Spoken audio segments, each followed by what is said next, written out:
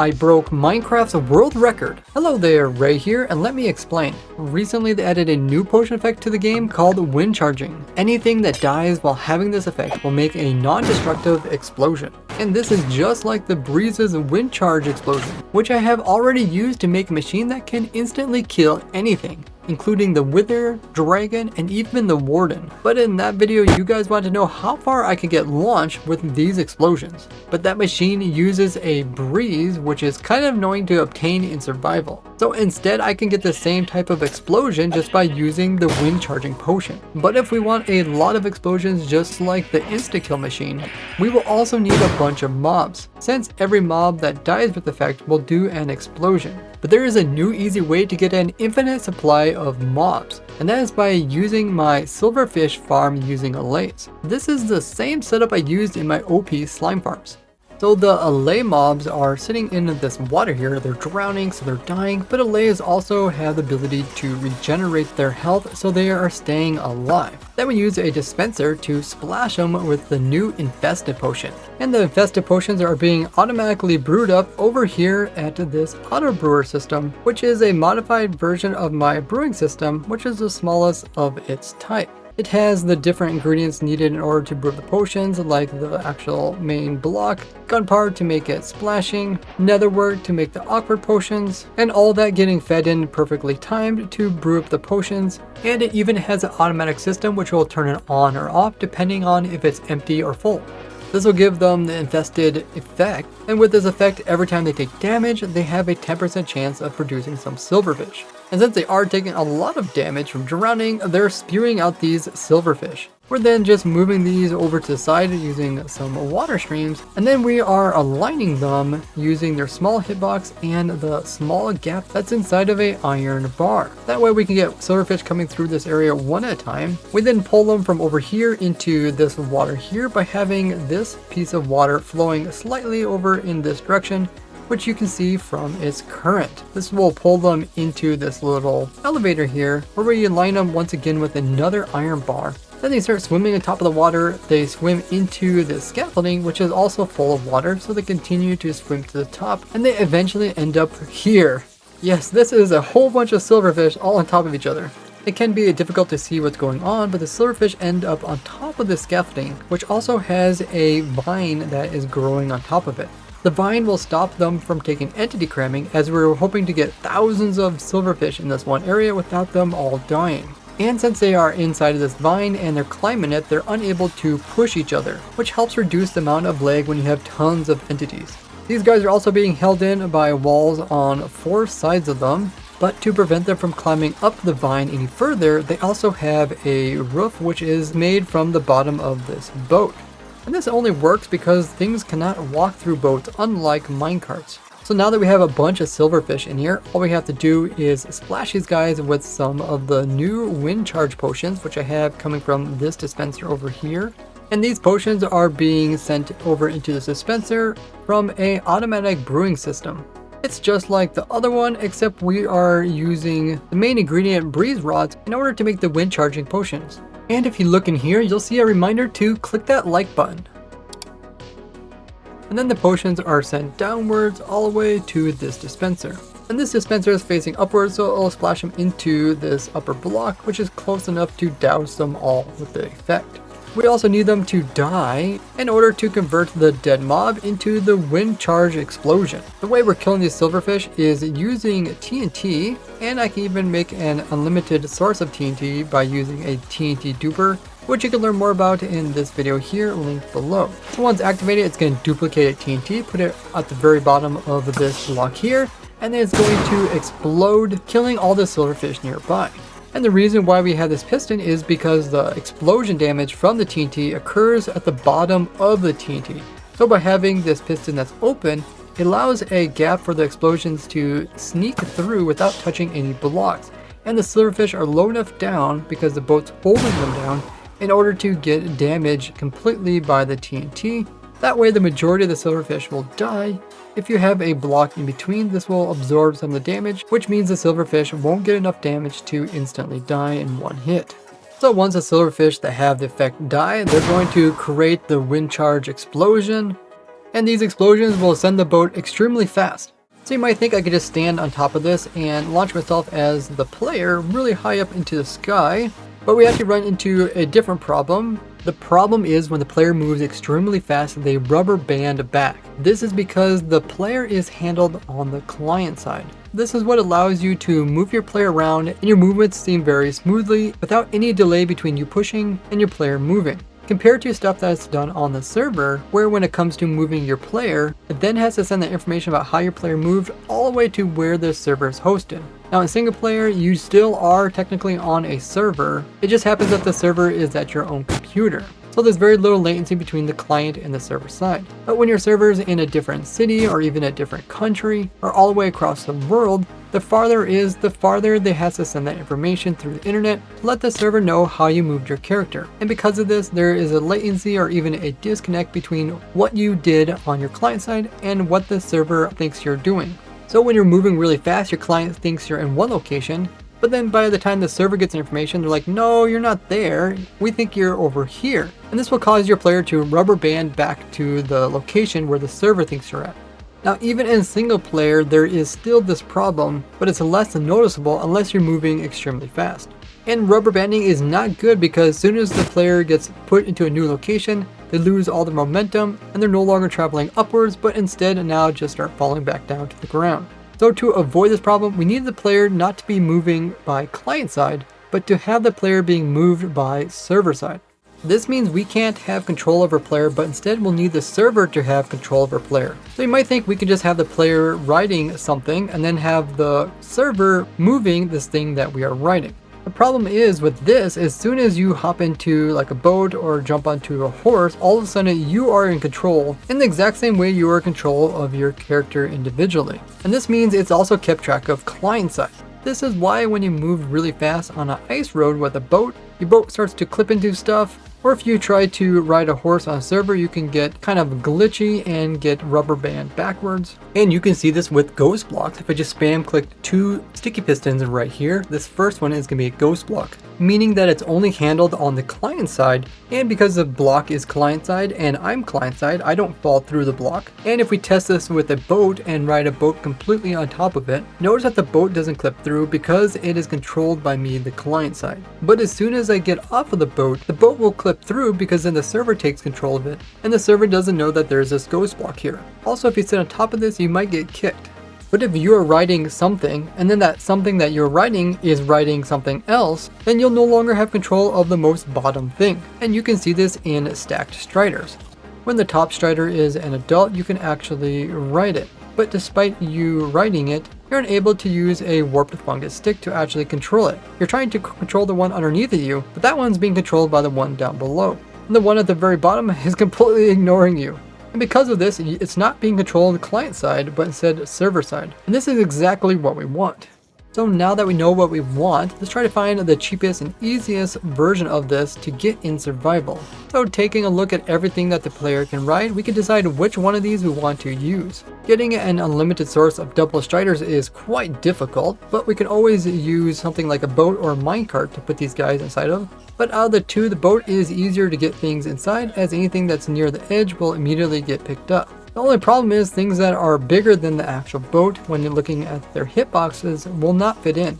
You can't put like a horse inside a boat or a camel inside, which leaves us with these 3 critters here. Striders are hard to get and breed up and can easily die if they get rained on. So between a pig and a llama, the pig is just slightly easier to work with, and you can easily make a pig farm just by breeding them together with carrots. And notice that we don't actually have control of the boat. It doesn't matter which way I try to move, I can't actually move the boat because the pig is the one that's in control. And this also means that the boat is being controlled server side and not client side. And we can test this with our pig in the boat. If I hop onto this and knock out this block right here, you'll see that we fall right through the piston despite it appearing there for me. So we need our machine to put out a boat, then have a pig go into that boat, and then put a saddle on the pig so that we can easily hop on and ride it. The way I did this is by making a small pig farm over here. We got all of our pigs, and then we have a dispenser which will put out some water. So if I stand here and hit this note block, the pigs will start bobbing in the water, Then we can come in and breed them with carrots from up above. Then we can hit it again to drop the water, and then any babies they produce will get pushed off of these two sides. Once they fall into this water, they're going to be pushed over here on top of these trapdoors. And from here, they think they can walk through this trapdoor and walk their way back up to where their parents are, since baby pigs like to be close to their parents. And once they grow up, they will clip through this block here, get pulled up by the water, and then get washed over and land in the pen with all the other pigs that are here. Now we have an infinite source of pigs to use in our player launcher. But we run into a problem where we only need one of these pigs at a time, so we need to pull one pig out without all the rest coming along. So I made this little device to pick up one pig at a time and drop it into our system. It works by having this boat here with the corner of it really close to the pigs. And as soon as the gap is open, it picks up a pig and ends up in this chest boat. And this is perfect because the chest is taken up one side, so that will only pick up one mob at a time. Now we need to get this pig out of this boat, and to prevent players from trying to ride boats that are sunk underneath the water, such as boats that get pulled down by bubble columns, the player will get dismounted as soon as the boat goes underneath the water, and you can't ride it while it's submerged. Though I do the same thing by putting in water from this dispenser over here into this leaf block, which the boat is partly inside of, and this will kick the pig out of the boat. So if I power this, you can see it will pick up the pigs and kick them out. The only problem is it will immediately pick up another new pig and also kick it out really fast. Though after some testing, I noticed that the pig that would hop into the boat couldn't be kicked out of the boat with the water until after a certain amount of time. And only once this time elapsed could a new pig then jump in. So I timed it perfectly so it'll put out some water for a certain amount of time, and once that time elapses, the pig will get kicked out. But before a new pig can hop in, I go ahead and pick up the water so that the new pig is not kicked out. Once the pig is kicked out, it will move past this dispenser here, which will dispense on a saddle. And you can get a renewable source of saddles from my raid farms here. And then the pig gets moved by this flowing current and then it gets close to this boat. Once it's close enough, it will automatically get pulled inside so that it will be riding it. And the way we get the boat is we autocraft wood into boats, and then we're moving them down into a dispenser. And then we can automatically dispense these boats into water. But if the water that is trying to dispense into is actually a waterlogged block, it won't place it directly into the block, but rather the boat is placed on top of it, and in this case the boat lands a little bit above it, and then the boat will fall down to land on top of these 4 snow layers to hold it at the perfect height so silverfish can sit underneath. That way the boat is close as possible to the silverfish, which are essentially the explosion source. The closer you are to the explosion, the higher you will go upwards. And when the boat explodes upward, we also want to make sure there is no blocks above it to stop it, while at the same time making sure we can get it to go the direction we want. And this is why I have an azalea bush here, because it's the only block in the game that has multiple hitboxes from inside of it, meaning that once you go inside of it, you can't actually clip all the way through it. So now I'm trying to walk backwards and to the left and I can't move, but I can move forward, but once I do move forward, then I can't move back again. It has tons of these small collisions inside of it, which makes it amazing for holding entities in a very precise location. And then I added in some redstone components that travel throughout the entire farm to time this all precisely so that after you launch one pig, you can automatically come in with a new boat and a new pig to fill that boat so you're ready for the next launch. So to operate this, just hop onto the pig and then click onto this note block here. Notice that we don't have any levers or anything else nearby in case the wind charges will push them. Then this will automatically activate everything, they will launch you, and the player will go really high up in the air without any problems of disconnect between the client and the server. Not only do you move up really fast, you're also going to fall really fast. Notice how fast we actually hit the ground. So let's see if we can reach a world record. But before we can reach a record, we first need to have a baseline at how far people were reaching. And it just happens to be that during the designing process of these machines, some of my viewers were here on my testing server trying to reach the farthest distance. And the testers on our server were keeping track of how high they went. They made some pretty funny names for the pigs and them getting launched. We see some that went up to like 2 million blocks. We also got some that went up to 5 million, even there are 9 million. With the farthest one being Stella, making it to 11.9 million blocks. So that is a record to beat. So now that we know how far we need to go in order to break the world record, I went ahead and moved the entire machine over here into a nice clean world. And if you want to go for the world record, or if you just want to build this in your world to give it a try, I have provided the world download and the schematic down in the description. And for today's video, we're going to focus on trying to make the player go upwards. This is because when you go up, you don't actually generate new chunks. Rather than when you go sideways, the game has to constantly try to add more of these chunks into your game, which eventually is going to slow it down and even crash it. But I'll try to adapt this machine so it can shoot players sideways as well. And make sure you guys are subscribed to not miss out on that crazy video. So I let the machine continue to produce silverfish, and now we have 1,000 silverfish inside. So we'll see how far this gets us. Our boat isn't exactly on top of the silverfish, and the silverfish aren't exactly in the center of the boat. So we're probably not going to get as high as on the creative server. Let's go ahead and try it with 1,000 silverfish. Look at us go. We're going so fast it doesn't even show my character. And if you look at the coords, you can see we're moving about 10,000 blocks per second. We passed 1 million blocks. We just passed 2 million and my character is flickering on top of the back of the pig. We're slowing up. You can see we're barely climbing. Going slower and slower upwards. And we stopped and now we're going back down. So we made it to 2.7 million blocks. This is an opportunity where you could actually put on an elytra on your character. And then you could dismount from the pig and you can actually start soaring sideways if you want to make some really good distance. You probably need a lot of elytras as well as unbreaking, but this could be one way to travel really far. And if there's land below you and want to get down there really fast, if you eat a coarse fruit, it will immediately teleport you all the way to the ground, so you don't have to wait for the extremely long fall. So now we have 2,200 silverfish in there. Let's go ahead and launch this. We just got splashed with a potion and the TNT just exploded. We're still dealing with a huge amount of lag, trying to calculate everything. We're taking off through this, guys. And if we look at F3, we can see the numbers are going up really quickly. And now you can see all of a sudden the coordinates has just frozen at around 15,000. We go ahead and check the F3. We can see our TPS is back down to normal. The game is not having any trouble calculating, yet our character is still glitched out and is not actually updating the coordinates in the debug menu. So you might think that our character is actually not moving like we're frozen in place, but if we use a command to check the actual position of our player, we can see our exact coordinates, and this second number here is our Y level. And notice that the Y level is actually different than what it says up here, as it thinks we're 2,000 blocks even higher yet. But even using these commands to check our position, you can see that no matter how many times I check, the numbers are not actually changing and instead are just frozen. Now sometimes if you sit here long enough, the game will eventually start updating these numbers, but as long as these coordinates in the chat are stuck at a certain number, if you would update your player's coordinates, they are going to be set to the frozen ones in the chat. And we can do this by relogging. And now when I log back in, what happens is it will snap my character to the last coordinates. And since I thought I was around the 17,000, it will snap me to that location. So if we want to reach the world record, we're going to have to figure out where our character actually is, because the game is just not telling us where we're really at. So what we can do is we can go into spectator mode, and then we can spectate the pig. So we are seeing the same things that the pig is seeing. Let's go ahead and try this.